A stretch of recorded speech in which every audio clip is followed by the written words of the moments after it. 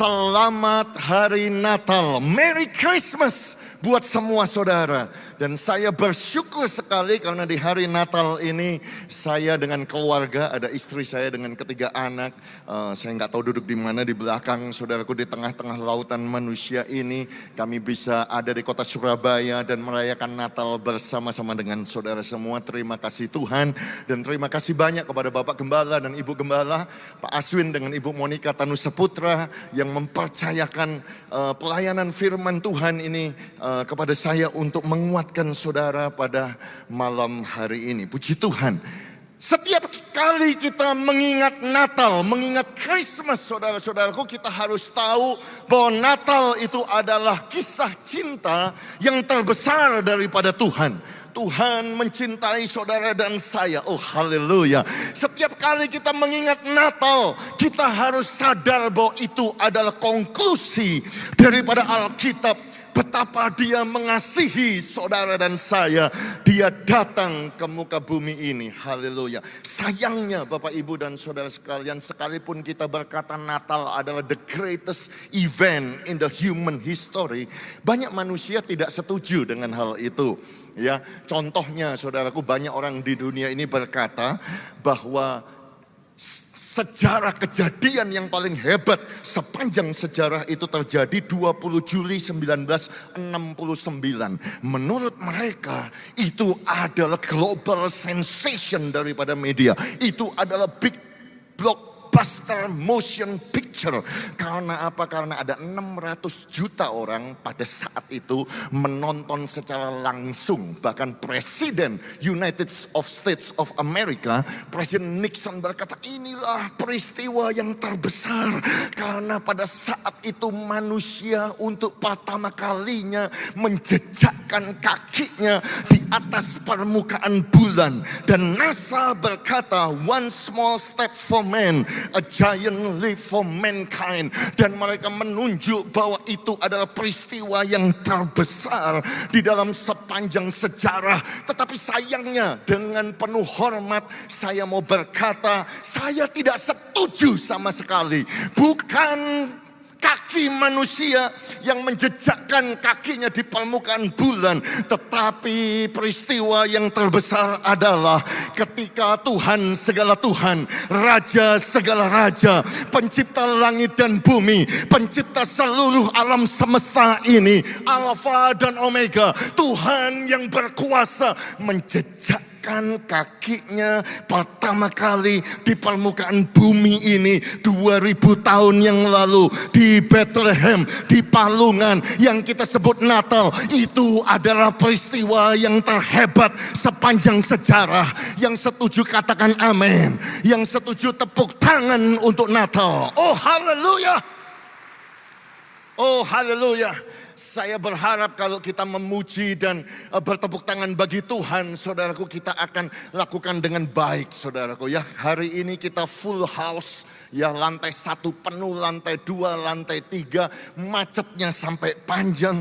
Ini luar biasa, saudaraku. Apalagi saya berkata kepada Bapak Gembala tadi, ini saya ingat, saudaraku, ini seperti ini itu mungkin 3 tahun lalu 2019, waktu saya diberikan kesempatan untuk menyampaikan firman Tuhan di penutupan tahun itu, saudaraku, sebelum COVID melanda dunia ini. Dan hari ini lihatlah betapa Tuhan itu baik untuk gereja Betani. Hari ini gereja Betani kita bisa melihat lautan manusia, saudaraku, memuji Tuhan. Jadi saya expect saudara untuk respon kepada firman Tuhan lebih baik. Saudara yang di lantai 2, saya tahu jauh lantai 3 terlebih lagi. Biarlah kita hari ini respon. Saya tidak akan khotbah panjang. Saya hanya punya 3 pesan Natal yang mau disampaikan buat saudara. Yang pertama, janji Tuhan pasti digenapi. Oh jemaat Betani yang ada di kota Surabaya ini, setiap kali kita mengingat Natal, kita harus percaya bahwa janji Tuhan itu ya dan amin. Janji itu pasti akan digenapi. Tadi pagi saya mengutip nubuatan daripada Nabi Mika yang ditulis 735 BC. Tetapi malam hari ini saya mau merujuk kepada satu tulisan, satu nubuatan yang ditulis jauh lebih lama daripada Mika. Tepatnya 1446 BC, 1450 tahun kira-kira sebelum Tuhan Yesus lahir. Musa sudah berkata di dalam kitab Ulangan pasal yang ke-18 di ayat yang ke-15, seorang nabi dari tengah-tengahmu, dari antara saudara-saudaramu, artinya pasti datang dari Israel, sama seperti aku. Perhatikan, sama seperti aku akan dibangkitkan bagimu oleh Tuhan Allahmu. Dialah yang harus kamu dengarkan.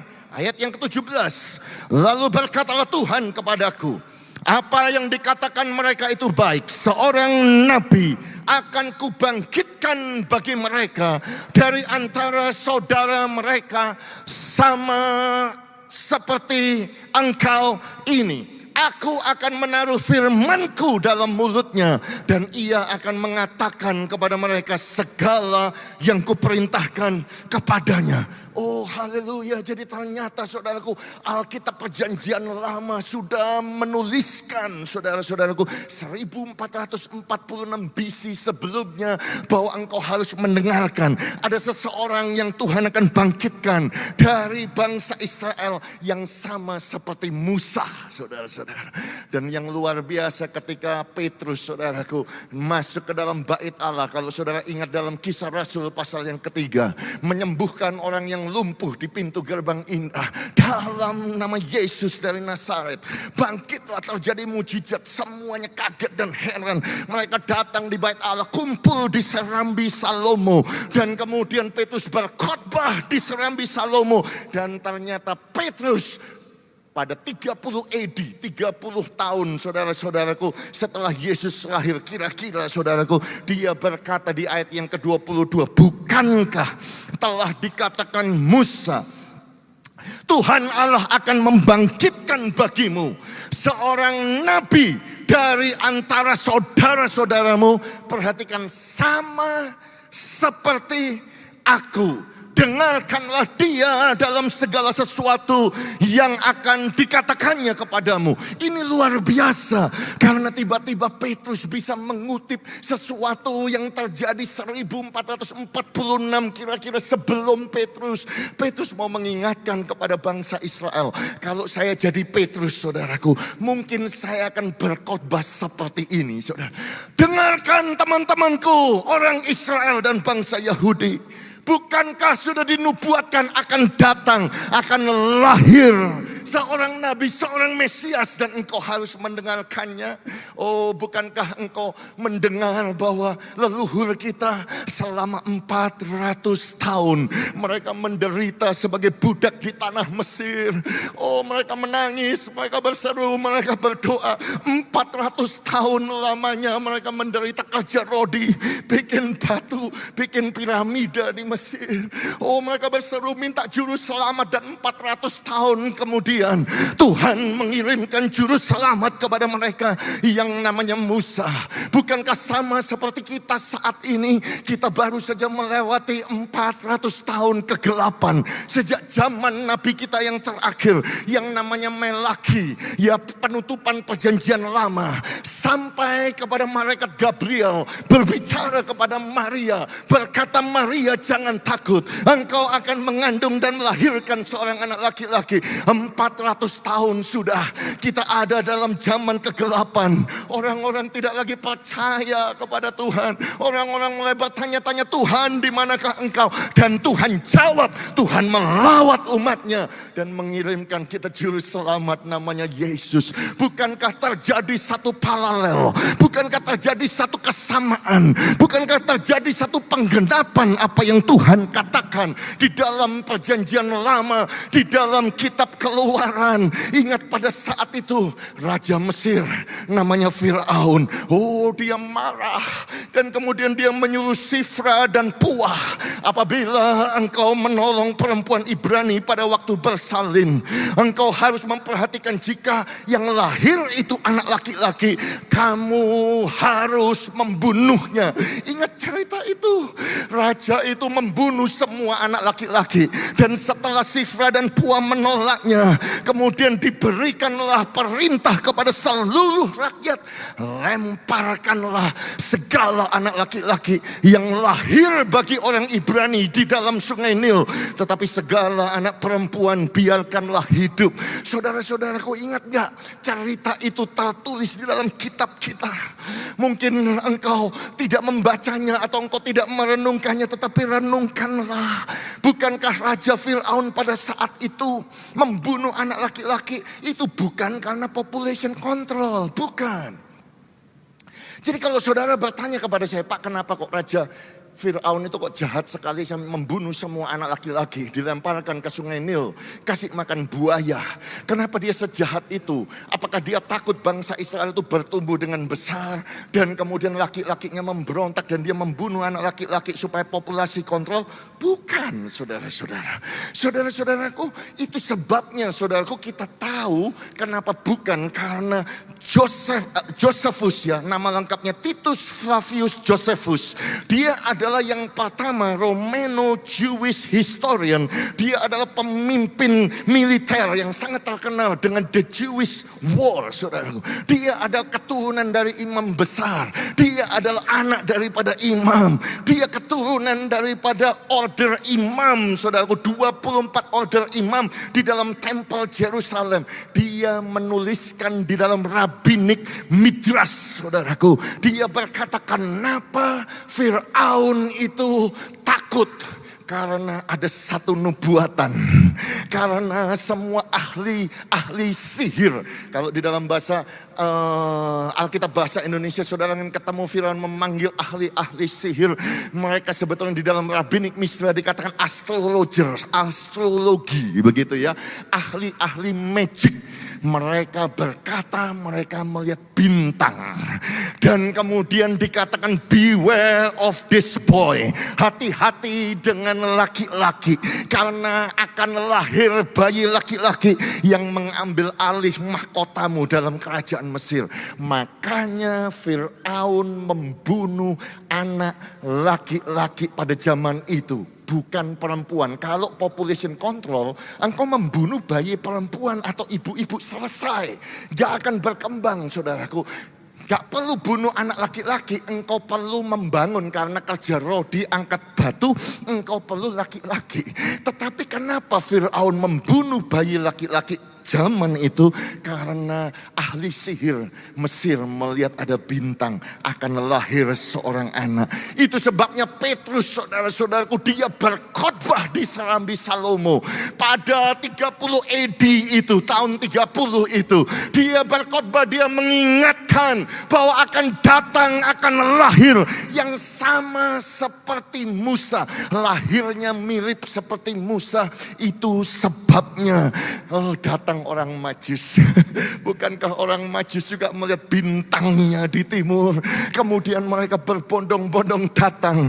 Oh, menakut-nakuti, berkata kepada Herodes, bukan, di manakah raja orang Yahudi itu? Kaget Herodes. Karena apa? Anak ini kalau lahir akan mengambil kerajaanku. Marah. Dan setelah dia tahu bahwa dia diperdayakan oleh orang-orang Majus, ia marah. Lalu ia menyuruh membunuh semua anak di Bethlehem dan sekitarnya.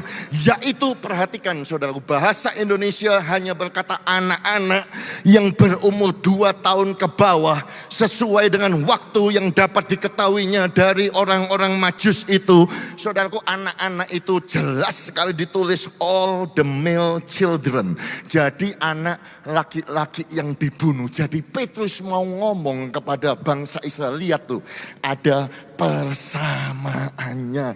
Tetapi Tuhan itu luar biasa. dewasa. Sama seperti Tuhan itu menyelamatkan Musa. Diambil dari air, dibawa ke Mesir. Itu sebabnya Tuhan juga menyelamatkan bayi Yesus dan dibawanya ke Mesir. Bukankah sama? Itulah sebabnya ketika Musa dewasa, dia lari ke padang gurun. Dia lari kepada mana? Di Midian. Bukankah Yesus pun harus lari, dibawa oleh Yusuf dan Maria ke tanah Mesir dan tinggal selama 3 tahun dan 6 bulan. Itu sebabnya saudara melihat tulisan-tulisan di dalam saudara kisah daripada Musa itu semuanya mirip dengan Tuhan Yesus, paralel dan paralel.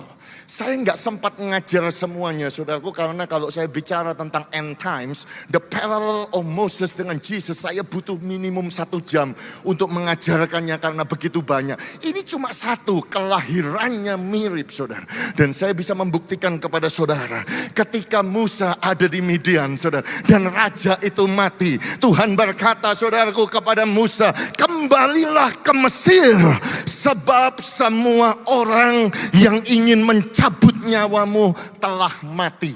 Bukankah kata-kata itu sama ketika Maria dengan Yusuf ada di Mesir dan kemudian Raja Herodes itu mati? Bukankah Alkitab Perjanjian Baru juga ngomong, bangunlah, ambillah anak itu serta ibunya, berangkatlah ke tanah Mesir. Perhatikan apa? Karena mereka yang hendak membunuh anak itu sudah mati. Saudara melihat persamaan di sini, saudara-saudara. Makanya seperti Sifra dan Puah menolak saudaraku perintah daripada Raja Fir'aun. Sama seperti orang-orang Majus menolak perintah daripada Raja Herodes. Bukankah ada satu paralel? Saudaraku, ketika ahli sihir Mesir melihat bintang, orang Majus pun melihat bintang itu. Oh saudara-saudaraku, bukankah ini bukti bahwa apa yang ditulis kitab ini walaupun sudah kuno saudaraku, tetapi firman Tuhan itu ya dan amin dan pasti akan digenapi. Haleluya. Dan kalau janji tentang Natal itu digenapi, oh berarti janji-janji tentang kedatangannya.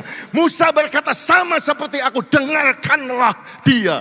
Dan dia yang datang ini berkata bahwa oleh bilur-bilurnya engkau akan sembuh. Dan kalau itu ditulis di Alkitab itu pasti akan digenapi. Saudara dan saya oleh bilur Yesus kita akan menjadi sembuh. Haleluya. Dan kalau dia datang supaya kita memiliki hidup dan memilikinya dalam segala kelimpahan, maka yang terjadi atas hidup saudara dan hidup saya, kita pun bisa memiliki hidup di kota Surabaya ini dan memilikinya di dalam segala kelimpahan. Janji Tuhan pasti digenapi. Itu sebabnya Matius, Markus dengan Lukas berkata langit dan bumi akan berlalu. Yang saudara lihat bumi ini, yang saudara lihat langit ini semuanya akan berlalu. Namun perkataanku, namun janjiku, namun firmanku tidak akan berlalu untuk selama-lamanya. Itu sebabnya Yesaya 55 berkata bahwa setiap firman yang keluar dari mulutku tidak akan kembali kepadaku dengan sia-sia, tetapi ia akan melaksanakan seperti yang kukehendaki dan akan berhasil seperti apa yang kusuruhkan kepadanya. Kenapa? Karena God is not a man that he should lie. Bilangan 23 berkata Allah bukan manusia sehingga ia berdusta. Dia bukan manusia sehingga ia menyesal. Masakan ia berfirman dan tidak melakukannya, atau berbicara dan tidak menepatinya? Dengar Betani yang ada di kota Surabaya ini, semua yang ditulis dalam firman-Nya ini pasti akan Tuhan genapi. Yang setuju katakan amin. Yang setuju kita tepuk tangan yang panjang bagi dia.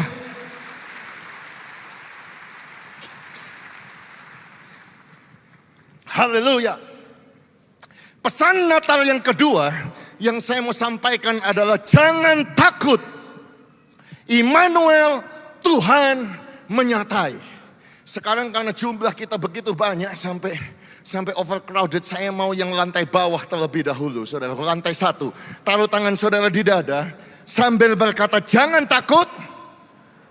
Immanuel, Tuhan menyertai saya. Katakan amin. Sekarang lantai 2, saudaraku, jangan mau kalah, saudaraku. Taruh tangan saudara di dada sambil berkata, jangan takut. Immanuel, Tuhan menyertai saya. Amin. Sekarang lantai 3, saudara ya. Saya tidak kelihatan saudara. Saya tahu sudah penuh sekali di lantai 3. Taruh tangan saudara di dada sambil berkata, jangan takut. Immanuel, Tuhan menyertai saya. Wah, terima kasih, suara saudara kencang. Ayo sekarang kita tepuk tangan semuanya bersama-sama. 1, 2, 3, lantai 1, 2, 3. Tetapi ketika ia mempertimbangkan maksud itu, malaikat Tuhan nampak kepadanya dalam mimpi dan berkata, Yusuf anak Daud, janganlah engkau takut mengambil Maria sebagai istrimu, sebab anak yang di dalam kandungannya adalah dari Roh Kudus. Ia akan melahirkan anak laki-laki, dan engkau akan menamakan dia Yesus, karena dialah yang akan menyelamatkan umatnya dari dosa mereka. Hal itu terjadi supaya genaplah yang difirmankan Tuhan oleh Nabi. Sesungguhnya anak darah itu akan mengandung dan melahirkan seorang anak laki-laki, dan mereka akan menamakan dia Immanuel, yang berarti Allah menyertai kita. Oh, jangan takut Yusuf. Immanuel, Tuhan tidak pernah meninggalkan engkau. Tuhan tidak pernah membiarkan kau sendirian. Tuhan menyertai engkau. Waktu hari Kamis selesai doa malam, saya bertanya kepada Bapak Gembala. Karena saya pertama menerima topik khotbah yang berbeda. Saya tanya kepada Pak Aswin, apakah betul saya harus khotbah topik ini? Beliau ngomong, enggak, jangan Han. Ini jemaat perlu dikuatkan, khotbah jangan takut. Banyak orang takut memasuki tahun yang baru.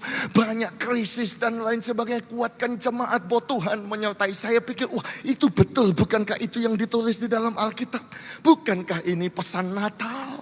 Sama saudaraku, di negara kami sama. Tahun 2022 ini, saudara bisa bayangkan suku bunga dari Bank Sentral. Dari 0,1 naik 300 basis point jadi 3,1. Retail price, harga retail daripada bunga saudaraku untuk cicilan rumah itu sudah mencapai 7% untuk tahun yang akan datang. Semua pada takut, bingung, krisis ekonomi. Oh, nanti bagaimana, Amerika katanya krisis. Hari ini saudara dan saya mendengar pesan Natal dari Tuhan.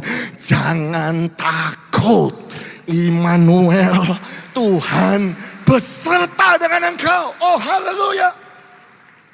Makanya ketika saya menyelidiki Alkitab, bukan saja malaikat itu memberitakannya kepada Yusuf, dia juga datang kepada Maria dan berkata, jangan takut hai Maria, sebab engkau beroleh kasih karunia di hadapan Allah.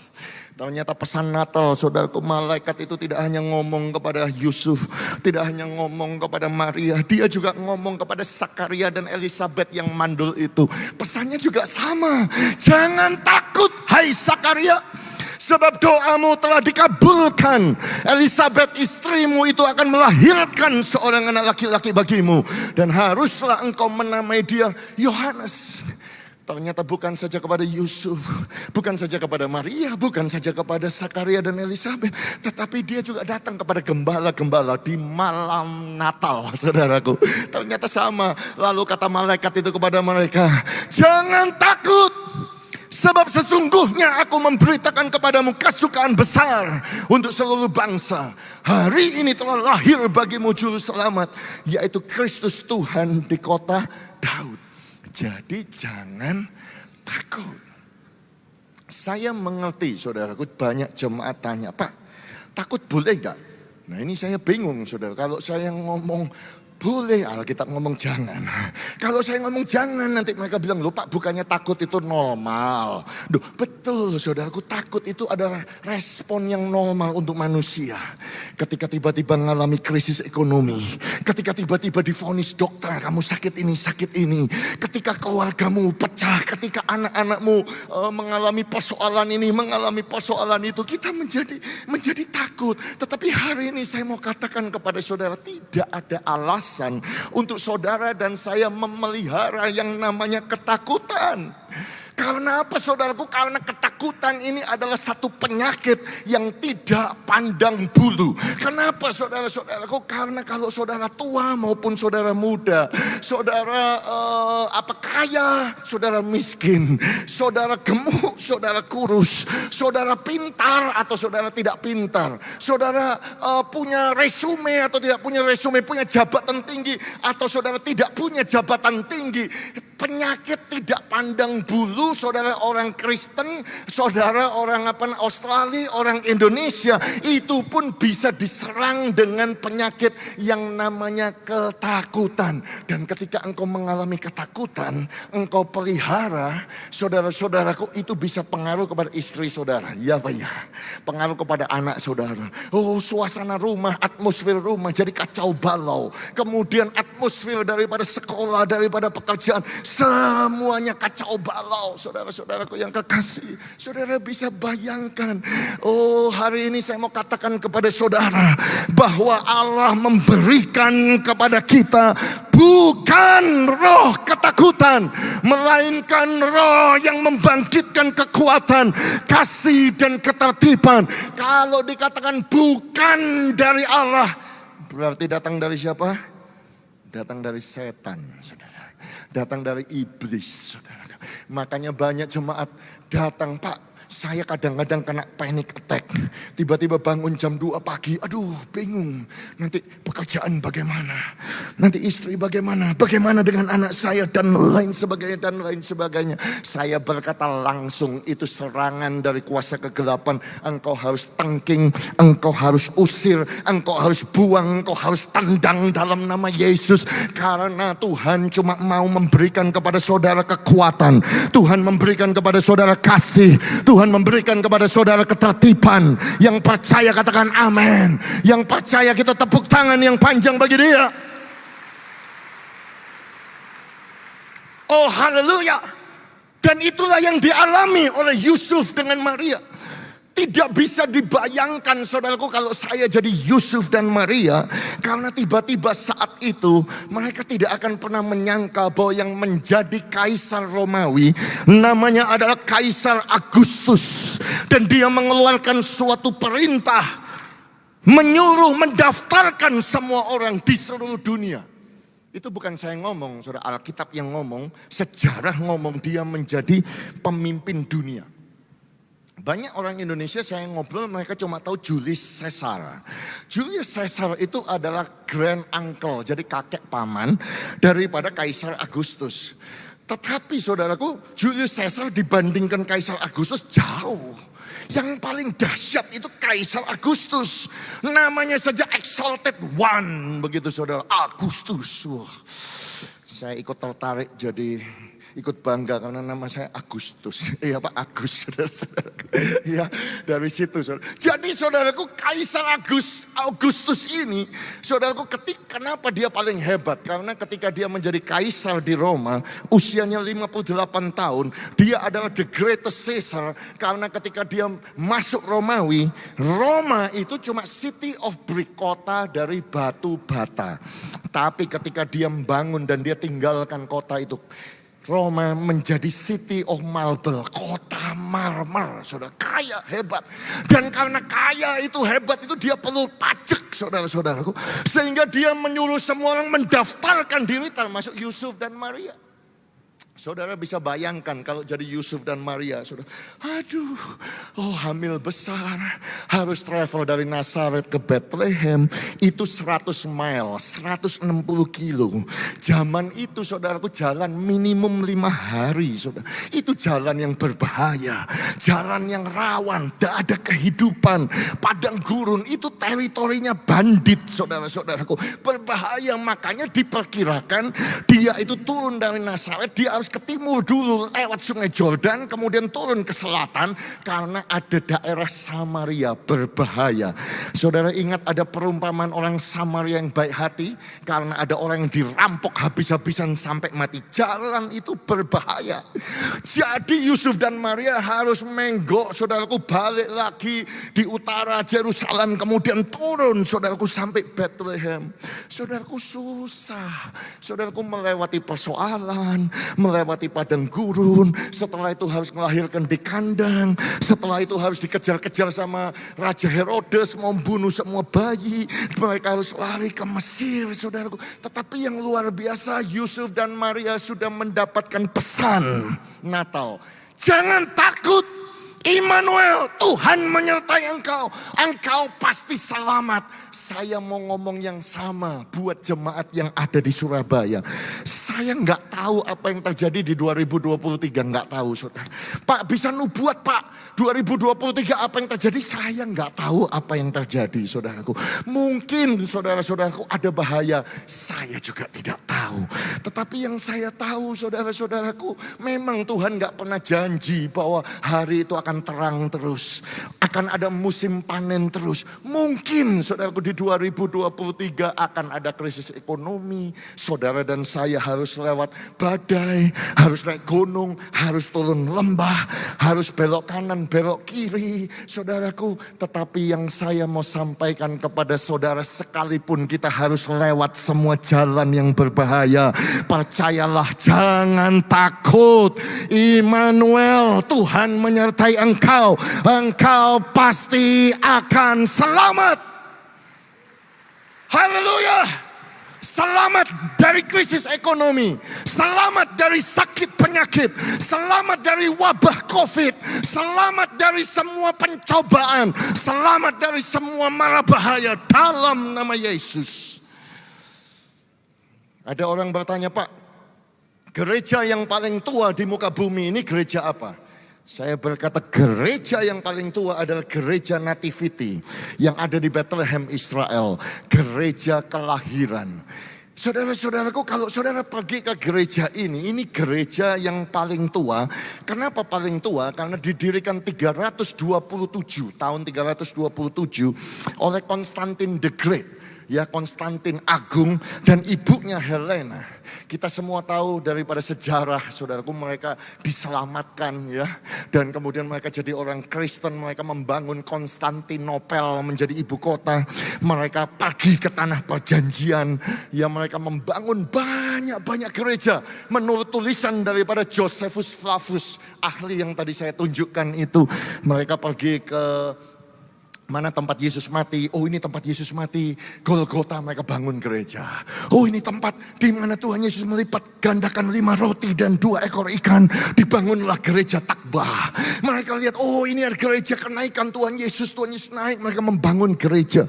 Jadi kerajaan Bizantium membangun banyak gereja, termasuk gereja kelahiran, di mana mereka percaya di situ Tuhan Yesus lahir, di atasnya dibangun gereja.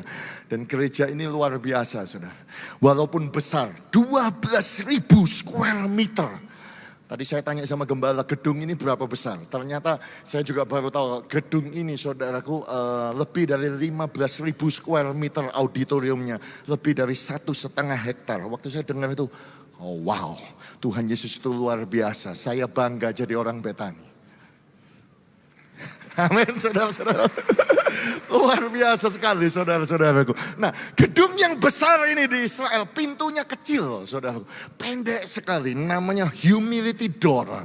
Jadi kalau saya datang ke sana, semua saudara kita harus bongkok. Apalagi saya yang tingginya 178 cm ini, saudaraku, bongkok begini, kemudian masuk, saudara.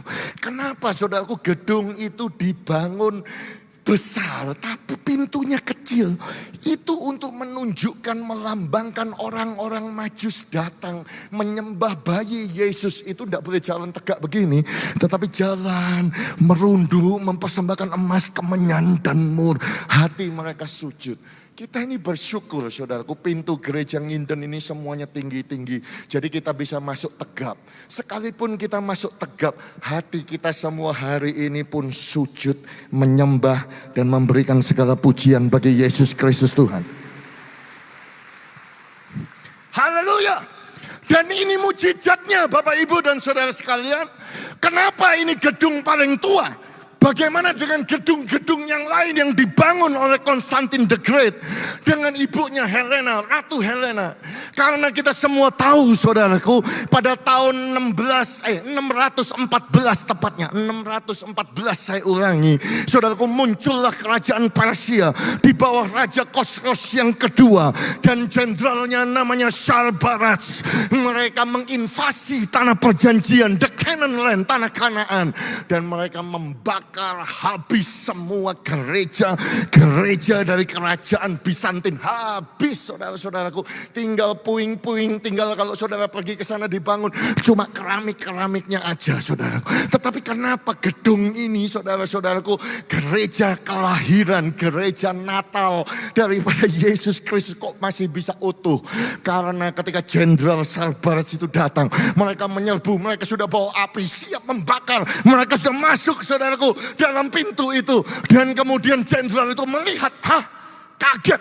Karena di pinggir itu, di dinding itu, dia melihat ada 3 orang saudaraku, berpakaian-pakaian Persia, sujud menyembah seorang bayi Yesus. Langsung jenderal itu berkata, stop, jangan hancurkan gedung ini. Karena coba kamu lihat, itu bukan pakaiannya mirip loh sama kita. Nenek moyang kita aja datang jauh-jauh ke tempat ini. Nyembah ini Tuhan siapa ini? Tuhan ini. Mereka bingung saat itu. Ya memang mereka bingung di situ, mereka tidak tahu. Tapi saudara dan saya kita tahu bahwa yang lahir itu Tuhan segala Tuhan. Raja segala raja. Mesias, juru selamat kita semua. Oh, tepuk tangan untuk juru selamat kita. Haleluya. Jadi intinya kalau Yesus itu lahir dalam hati saudara, akan ada perlindungan. Kalau Yesus itu tinggal di dalam saudara, Immanuel, Tuhan beserta dengan saudara.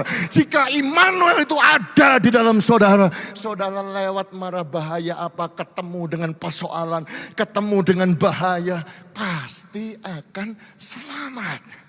Simple saudara-saudara. Kalau saya boleh bersaksi, saya bersaksi jemaat kami, namanya Ibu Deborah. Ya, Ibu Deborah ini saudara-saudara, saya tahu keadaannya sukar.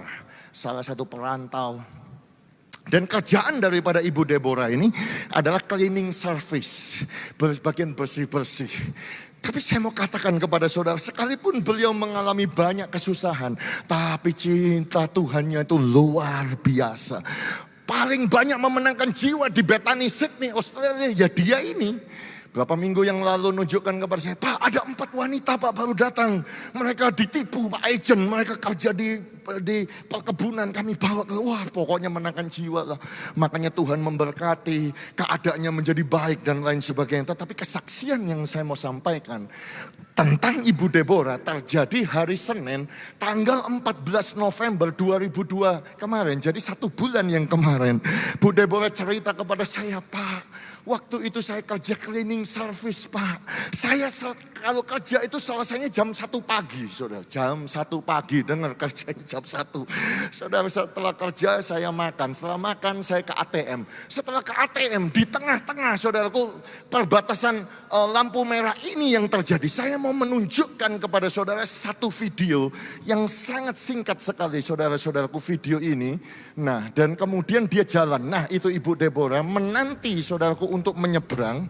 Jam 1.51 di situ, ya puji Tuhan. Videonya, nah haleluya. Nah saudara bisa melihat di situ ada lampu merah ya. Beliau menunggu dengan baik di sana. Nah kemudian lampu hijau, beliau mulai jalan. Tiba-tiba saudara, nyelonong satu bus saudara-saudaraku jam 2 pagi. Oh kemudian dia langsung jatuh. Dan kemudian dia bangkit berdiri, semua orang pada datang, saudara-saudaraku, security jadi heboh. Hampir jam 2 pagi, hari Senin 14 November yang kemarin. Tetapi yang luar biasa, Bu Deborah berkata kepada saya, Pak, saya pikir saya sudah mati Pak. Saya wong itu sudah lampu hijau loh Pak. Saya jalan, tiba-tiba ada bus kecepatan tinggi. Saya cuma bisa teriak, Tuhan begitu. Saya langsung terlempar jatuh di belakang. Dan biasanya saya itu nggak bisa bangun Pak. Kalau sudah kerja capek duduk di bawah itu, di kursi itu harus ditarik supaya saya bisa berdiri. Lah kok saya bisa langsung bangkit berdiri. Itu Tuhan luar biasa. Saya disuruh x-ray, suruh ke dokter, dicek semuanya baik. Bahkan luka aja nggak ada. Itu pertolongan Tuhan. Dan yang luar biasa lagi, ternyata itu ada bar ya, bar 24 jam saudaraku yang terkenal di kota Sydney ya. Itu security-nya baik karena punya CCTV. Nah kemudian besoknya CCTV ini dipotong begitu, saudara, dikasihkan sebagai tanda saudaraku supaya dapat kompensasi ya. Intinya dapat kompensasi, semuanya dibiayai, enggak kerja pun dibiayai dan lain sebagainya. Nah saya enggak mau ngomong kompensasinya saudara. Saya mau cerita kepada saudara bahwa ini ada bukti. Dan bukti itu kalau kita screenshot saudaraku sangat dekat sekali. Tuh lihat, cuma tinggal 1 meter. Itu sopirnya, saudaraku, enggak tahu mabuk, enggak tahu lupa atau bagaimana, kita juga enggak mengerti. Sopirnya cuma bersaksi demikian. Pada saat saya nyetir kecepatan tinggi, dia lupa, dia nyelonong. Tiba-tiba ada sinar yang terang sekali. Dan gara-gara dia lihat sinar, dia langsung ngerem. Dia nggak lihat saudaraku. Siapa yang kirim sinar? Nggak ada yang tahu. Kalau nggak ada sinar itu matilah Bu Deborah saat itu. Oh, tetapi karena sinar kita percaya itu Tuhan Yesus yang bisa buat melindungi Ibu Deborah. Oh, haleluya.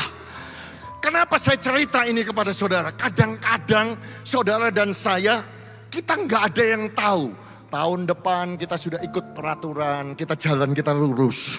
Lampu hijau ya sudah lurus jalan, saudara. Lampu kuning kita pelan, lampu merah kita berhenti. Tapi kadang-kadang ada mara bahaya bisa datang.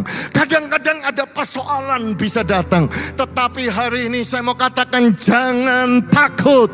Immanuel, Tuhan pasti akan menolong dan menyertai engkau. Oh haleluya. Apabila engkau menyeberang melalui air, aku Tuhan akan menyertai engkau. Apabila engkau menyeberang melalui sungai-sungai, engkau tidak akan dihanyutkan. Apabila engkau berjalan melalui api, engkau tidak akan dihanguskan. Dan nyala api tidak akan membakar engkau. Kenapa saudaraku? Karena Daud menjelaskan 1000 boleh lebah di sebelah kirimu, 10.000 di sebelah kananmu, tetapi itu tidak akan menimpa engkau dan saya akan menonton dengan mata kepala kita sendiri. Sebab Tuhan adalah tempat perlindungan kita. Yang maha tinggi telah kami buat sebagai tempat perteduhanmu. Ayat yang ke-10, buka kedua tangan saudara. Biarlah firman ini dideklarasikan kepadamu. Memasuki tahun yang baru, malapetaka tidak akan menimpa kamu.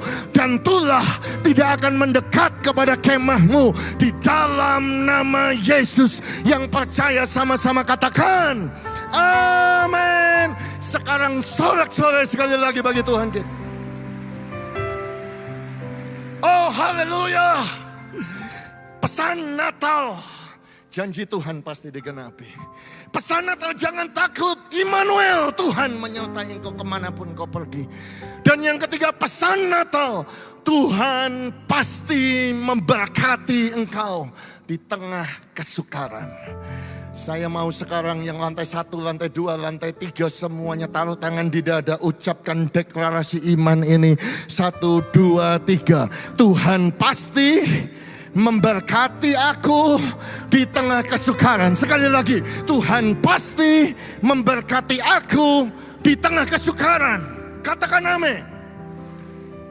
Matius 2 ayat yang ke-11. Maka masuklah mereka ke dalam rumah itu dan melihat anak itu bersama Maria ibunya. Lalu sujud menyembah dia. Mereka pun membuka tempat harta bendanya dan mempersembahkan persembahan kepadanya, yaitu emas, kemenyan, dan mur, gold, frankincense, and myrrh. Setiap kali Natal, saudaraku, saya melihat banyak orang bikin drama gereja. 3 orang majus. Tahu dari mana 3 itu saudara-saudaraku? Itu karena emas, kemenyan, dan mur. Siapa yang bilang? Tidak ada yang ngomong cuma 3. Dan kalau yang datang cuma 3, Raja Herodes dan seluruh Yerusalem gak akan gempar, saudara. Raja Herodes dengan seluruh Yerusalem gak akan takut seperti Alkitab ngomong, saudara-saudara. Karena kalau yang datang itu orang miskin, orang biasa, bukan orang yang punya jabatan, bukan punya pengaruh, gak akan raja itu sampai membunuh semua anak laki-laki. Saudara dengar saya. Makanya saudara-saudaraku yang datang itu pasti banyak, berbondong-bondong. Bahkan kemungkinan besar 2 tahun lamanya mereka jalan ngikut bintang itu, saudaraku. Sampai ke Yerusalem dulu, baru sampai ke Bethlehem. Oh jadi banyak, banyak saudara-saudara. Kalau saudara melihat Yesaya 60 dikatakan sejumlah besar unta akan menutupi daerahmu. Unta-unta muda dari Midian, dari Eva. Mereka semua akan datang dari Sheba. Membawa emas dan kemenyan serta memberitakan perbuatan masyhur Tuhan. Oh jadi mungkin mereka datang dari jauh, Midian, Eva, Sheba, yes. Bahkan beberapa orang berkata akan datang dari Babilonia, Raja Babilonia, yes. Ada yang bilang Kaspar, the young king of Tarsus. Ada yang bilang Melchior, raja dari Arabia. Ada yang bilang itu Baltasar, raja daripada Ethiopia. Ya saya gak tahu yang mana yang benar saudara. Tapi yang jelas orang kaya, raja, punya prajurit, orang banyak bawa unta, semuanya berbondong-bondong datang. Jadi persembahan yang mereka berikan adalah persembahan yang luar biasa, banyaknya, berharganya emas. Persembahan untuk raja. Frankincense saudaraku, kemenyan. Worship, persembahan untuk imam. Myrrh itu dipakai untuk apa? Kalau engkau sedih, engkau akan merempah-rempahi mayat saudara. Intinya kenapa saya ngomong begini, jumlah persembahan yang diberikan pada hari Natal ahli teologi berkata saudara, itu amat sangat cukup buat Yusuf dan Maria pakai emasnya ya, dan kemenyan yang mahal dan myrrh itu khususnya emas untuk pergi ke Mesir, jalan jauh, hidup 3,5 tahun di Mesir, balik lagi membesarkan anaknya, dan kemudian saudara-saudara Yesus, bahkan sampai Tuhan Yesus mati pun, iya toh, rempah-rempah untuk merempahi tubuhnya diperkirakan itu semua adalah hasil dari persembahan orang-orang Majus ini yang begitu berharga dan banyak. Jadi artinya yang saya mau katakan, Natal, mujizat Natal ketika dia datang, semua yang dibutuhkan oleh Tuhan Yesus dari lahir sampai matinya Tuhan Yesus sudah disiapkan oleh Tuhan. Jadi kalau hari ini saudara percaya akan firman Tuhan itu, janji itu pasti akan digenapi. Kalau saudara percaya, jangan takut, Immanuel, Tuhan menyertai engkau. Dan yang ketiga, semua kebutuhanmu dari lahir sampai dipanggil Tuhan sudah Tuhan sediakan. Haleluya! Itu sebabnya Filipi 4:19 bahwa my God shall supply. Allahku akan memenuhi, akan mencukupi, akan menyediakan. Jehovah Jireh, segala kebutuhanmu menurut kekayaan dan kemuliaannya dalam Kristus Yesus. Sekarang yang lantai 1, 2, 3 semuanya tepuk tangan, sorak-sorai untuk berkat Tuhan. Haleluya. Haleluya. Bapak, Ibu, dan saudara sekalian, tanggal 18 Desember, jadi Sabtu kemarin, saudara, 1 minggu yang lalu, saya melayani housewarming service sekaligus perayaan Natal FA Blacktown. Ya, housewarming itu adalah ucapan syukur rumah yang baru. Saudara bisa lihat foto ini, ya, saya di tengah berdoa untuk tuan rumah.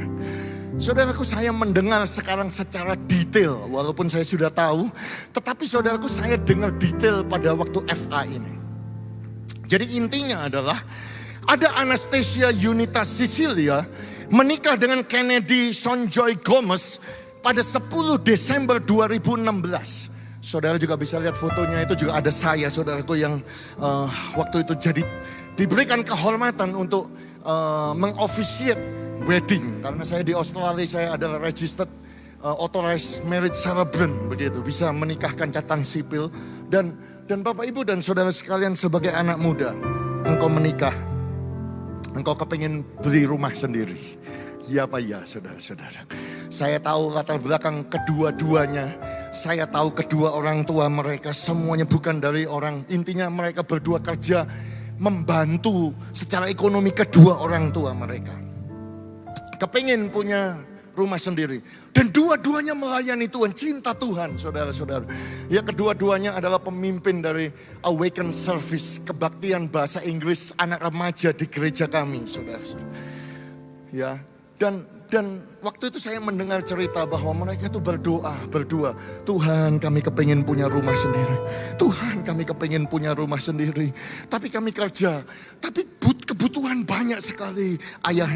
Mamanya Kennedy sakit, kemudian harus meninggal. Dan banyak kebutuhan dan lain sebagainya. Dan kemudian tiba-tiba COVID datang, saudara.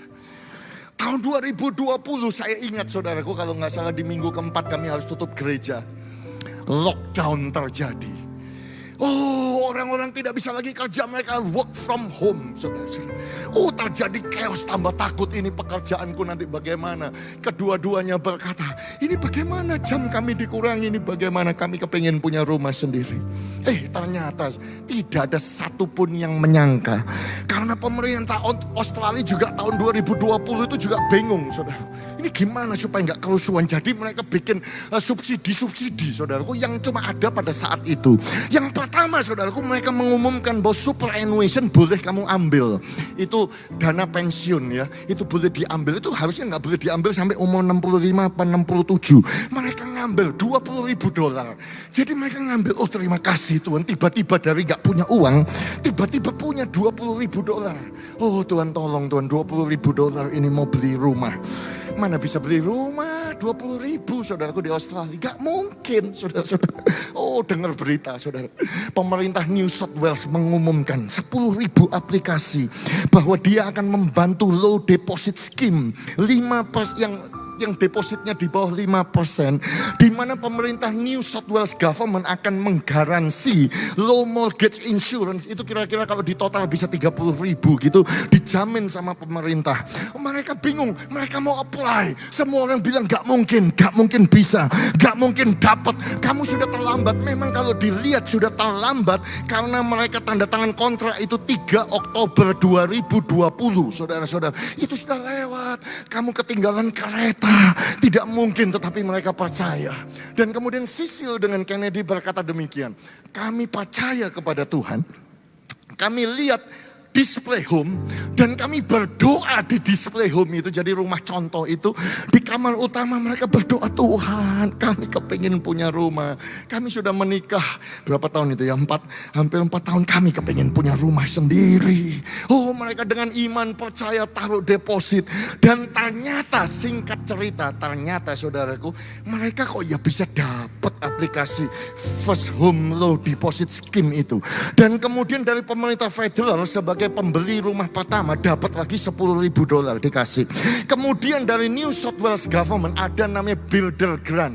Diberikan grant $25,000 gratis untuk diberikan untuk bangunan, saudaraku. Itu cuma pada saat itu aja. Stamp duty-nya, pajak ganti namanya, itu juga gratis. Asal engkau beli rumah di bawah 700.000. Rumah yang mereka beli 680.000, saudaraku. Jadi singkat cerita, mereka bisa beli rumah, depositnya 20.000 dikasih super, 10.000 berarti 30.000 dikasih federal, tambah 25.000, punya 55.000 dikasih dari New South Wales. Low mortgage insurance-nya 30.000 ditanggung, saudaraku, sama pemerintah New South Wales. Kemudian pajak ganti namanya tadi saya hitung, saudara-saudaraku, itu sekitar hampir $7,000. Itu juga gratis, saudara-saudara. Dan mereka masuk rumah ini rumah barunya, saudara-saudara. Mereka masuk rumah baru, saudara-saudaraku. Intinya gak pakai duit, saudara-saudara. Masuk rumah, pada waktu masuk rumah, valuation banknya itu naik jadi 950.000. Karena apa? 2 tahun sudah kan, naik. Jadi untung 270.000 menurut bank. Kalau jual di pasar mungkin bisa untung 300.000. Waktu saya dengar cerita ini, saya ngomong begini, saudaraku. Saya sudah tinggal di Australia 26 tahun setengah. Saya nggak pernah dengar kisah seperti ini. Engkau cuma tekan kontrak, modalnya semua datang daripada pemerintah. Engkau masuk rumah, engkau langsung untung 270.000. Pak, kok bisa begitu? Ya saya juga nggak tahu.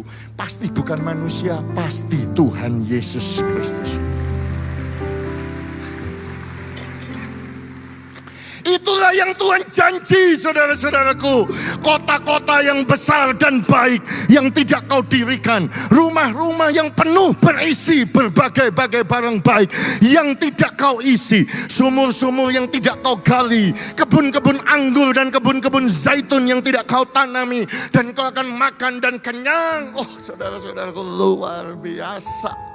Saudara-saudaraku, waktu saya dengar ini, oh my God, saya bilang, ini Tuhan hidup di tengah-tengah kesukaran, COVID, lockdown, kerjaan hilang, orang banyak menggerutu, tetapi anak-anak Tuhan tetap diberkati di tengah-tengah kesukaran.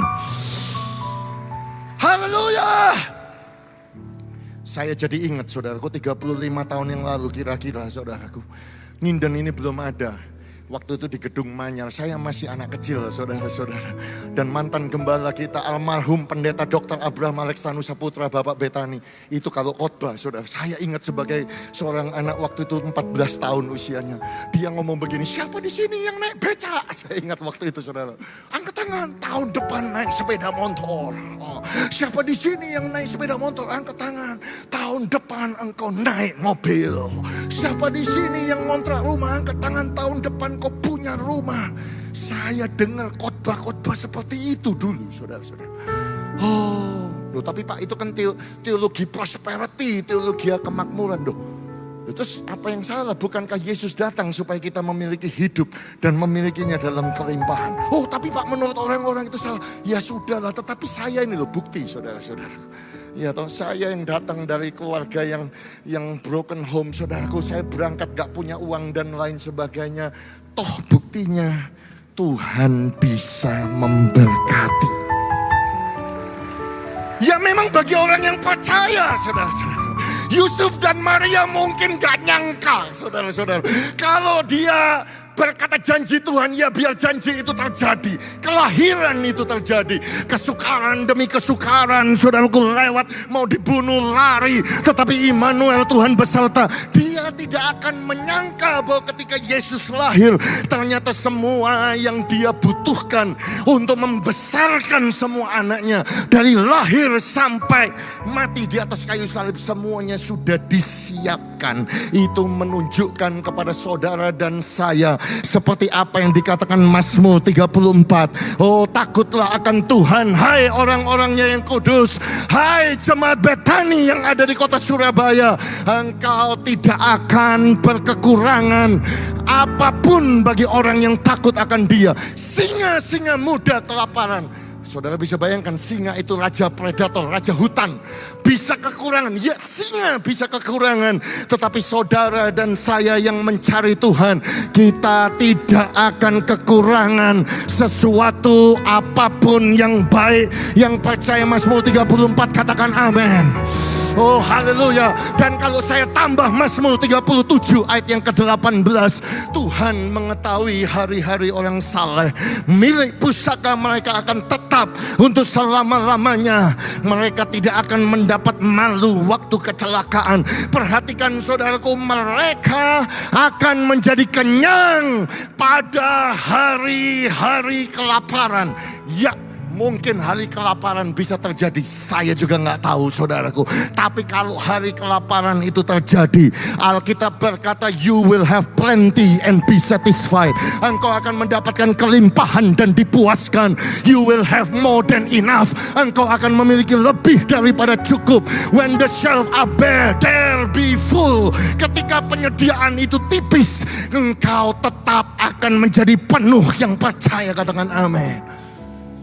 Oh Pak, tapi itu rasanya nggak mungkin, rasanya mustahil. Sekali lagi saya katakan, ini cuma bagi orang yang percaya. Dan saya percaya bahwa jemaat Betani yang ada, yang dengar khotbah malam ini, saudara dan saya termasuk orang yang percaya Tuhan sanggup memberkati aku di tengah-tengah kesukaran.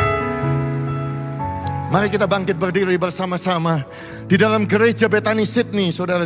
Mungkin saudara ingat penutupan tahun di tempat ini, saudaraku, 2019.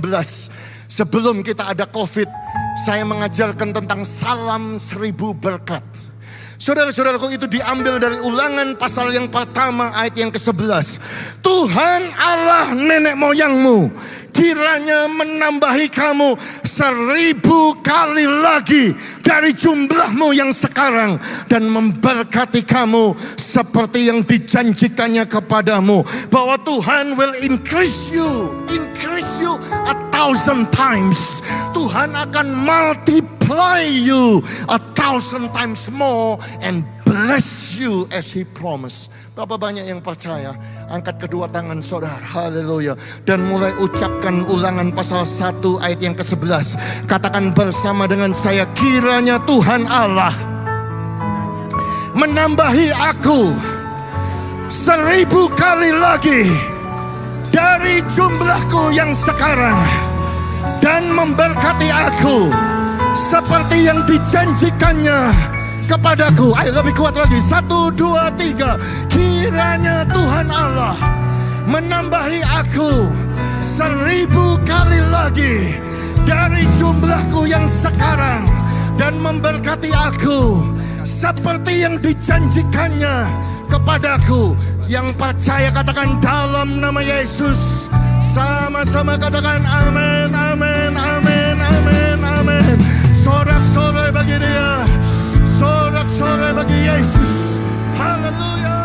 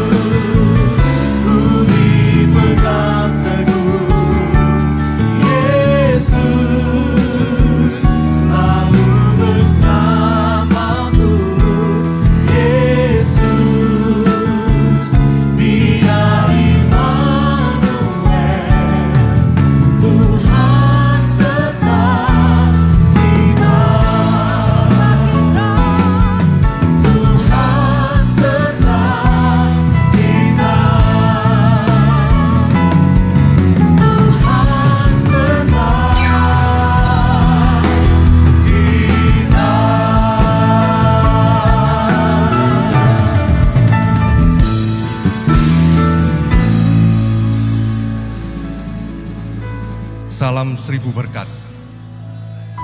Suatu saat saya yakin gereja ini akan dipenuhi seperti hari ini. Amin. Banyak jiwa-jiwa baru dimenangkan untuk Tuhan di tempat ini. Saudara, kita akan masuki candlelight service. Saya undang para koordinator untuk maju ke depan. Saudara bisa duduk sebentar.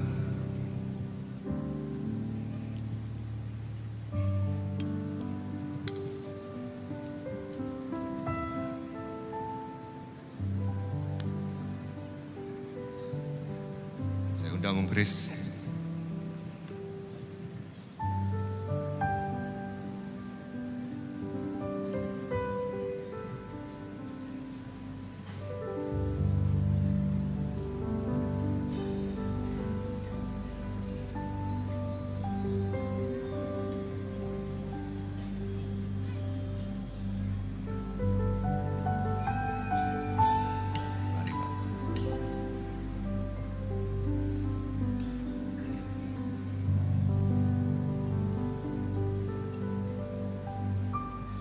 Api bisa dibagikan ke jemaat.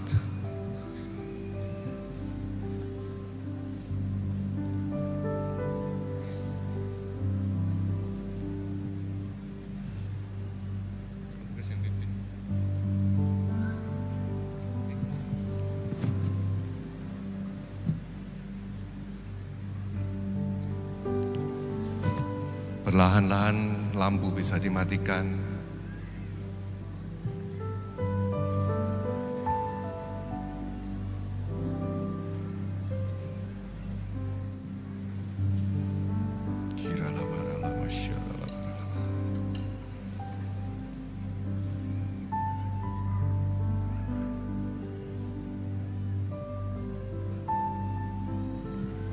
Sebentar, lilinnya semuanya.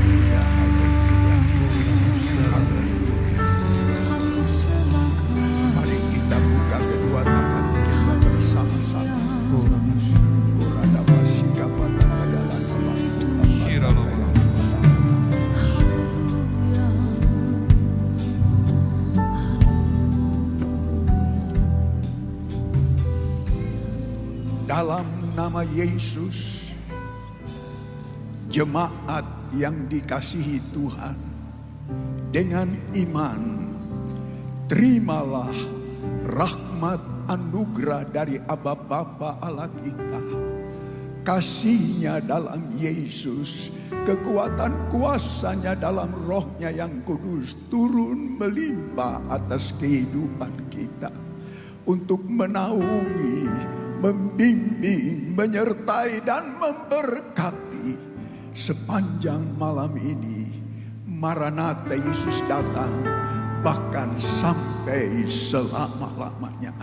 Dalam nama Yesus, semua yang percaya sama-sama kita berkata, amin. Selamat Berikan Natal. sorak-sorai yang meriah bagi Tuhan kita. Selamat malam, selamat Natal. Tuhan sertai dan berkati saudara semua.